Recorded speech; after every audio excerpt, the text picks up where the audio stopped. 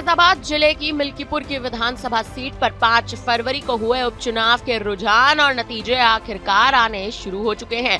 फैजाबाद की जिस लोकसभा सीट पर सपा ने भारी बहुमत हासिल कर सीट अपने नाम लिखी थी, अब उसी क्षेत्र की मिल्कीपुर की विधानसभा सीट पर भारतीय जनता पार्टी बहुमत के साथ अपना डंका बजाने की पुरजोर कोशिश कर रही है। तीसरे राउंड की काउंटिंग में बीजेपी 10,000 से ज्यादा वोटों से आगे चल रही है। जी हां, आपको बता दें कि 10,000 से ज्यादा वोटों से भारतीय जनता पार्टी इस वक्त आगे चल रही है।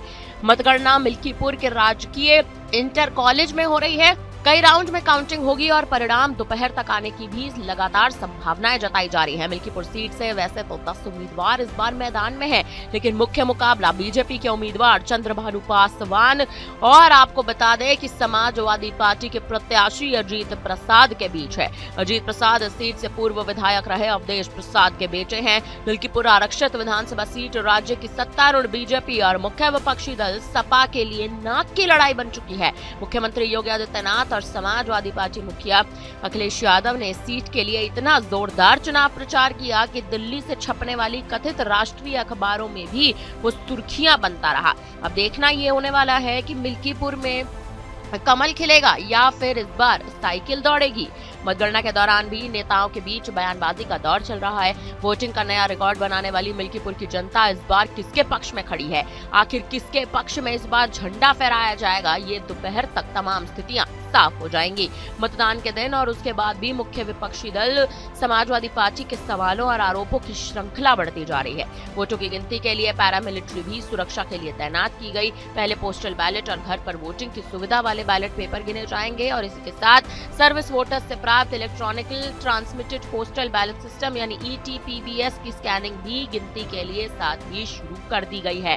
कारणों पर बात कर ली जाए कि आखिर इस बार आखिरकार ऐसे क्या बड़े कारण रहे और आखिर क्यों भाजपा की जीत इस बार हो सकती है और समाजवादी पार्टी की हार जो है वो कहीं ना कहीं सामने आ रही है और सपा के नेता जो है वो भी बौखला रहे हैं। आपको बता दें और आपको याद दिला दें, लोकसभा चुनाव का दौर, लोकसभा चुनाव में जिन मुद्दों पर सपा ने जीत दर्ज की थी, इसी मुद्दे पर इस बार भारतीय जनता पार्टी ने इस चुनाव में काम किया है। कहा जा रहा था कि भगवान राम की प्राण प्रतिष्ठा करके भारतीय जनता पार्टी हिंदू वोटर्स को कहीं ना कहीं साधने की कोशिश कर रही थी या सीधे तौर पर कहे तो धर्म की राजनीति खेल रही थी।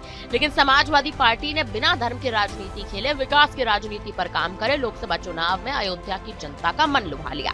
लेकिन इस बार खेल कहीं ना कहीं विपरीत होता नजर आ रहा है, क्योंकि इस बार धर्म के नाम पर वोट नहीं साधे जा रहे हैं, इस बार विकास के नाम पर वोट साधे जा रहे हैं। और अगर देखा जाए तो फैजाबाद की सीट पर साफ तौर पर लोकसभा चुनाव में जिस फैजाबाद से सांसद अवधेश प्रसाद बने थे, उनका भी यही कहना था कि भाजपा जब तक धर्म की राजनीति खेलेगी तब तक भारतीय जनता पार्टी अयोध्या को और अयोध्या की जनता को नहीं साध सकती। क्योंकि देखा जाए तो अयोध्या के ग्रामीणों का भी साफ तौर पर यही कहना था कि हमारे घर तोड़ के भगवान राम की प्राण प्रतिष्ठा की गई है।